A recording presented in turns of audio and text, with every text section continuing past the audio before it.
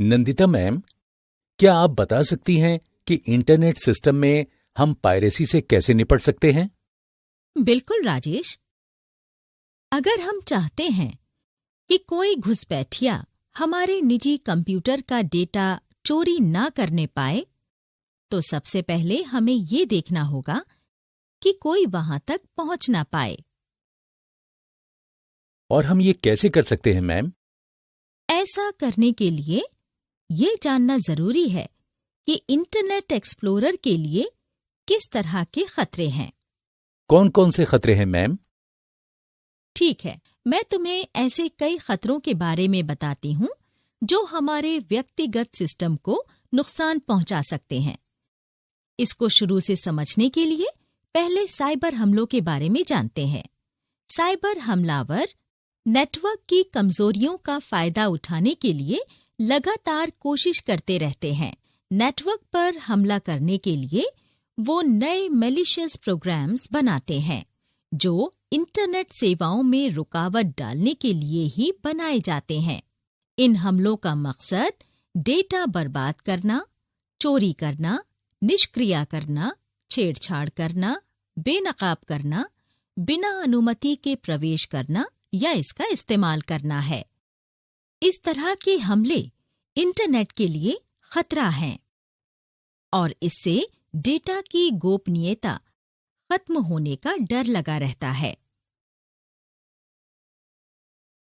Threat का मतलब खतरे की आशंका या उसकी चपेट में आ जाना है और इसमें सिस्टम के नुकसान, क्षति या बर्बाद होने का जोखिम हमेशा बना रहता है। अगर हम वल्नरेबिलिटी की बात करें तो इसके जरिए किसी सुरक्षा प्रोग्राम की कमियों या खामियों की पहचान की जाती है।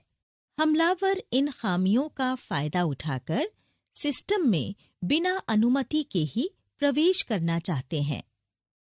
इन साइबर हमलों में ज्यादातर का मकसद गोपनीयता, अखंडता या उपलब्धता को नुकसान पहुंचाना है, क्योंकि ये तीनों सुरक्षा के मुख्य स्तंभ हैं, जिन्हें हम CIA ट्राइड कहते हैं।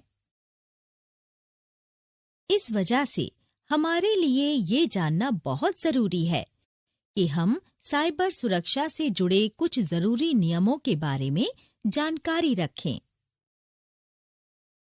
नंदिता मैम, ये साइबर हमलावर नेटवर्क को मैलिशियस कामों के लिए क्यों बर्बाद करते हैं? क्योंकि उन्हें लगता है ऐसा करके वो पैसा कमा सकते हैं। ओह, तो फिर हम इन खतरों से कैसे बच सकते हैं? ये जानने के लिए हमारा उन तरीकों के बारे में जानना जरूरी है जिनके जरिए घुसपैठिए हमारे सिस्टम में घुस जाते हैं। मैं तुम्हें कुछ तरीकों के बारे में बताती हूँ जिनसे तुम बच के रहना।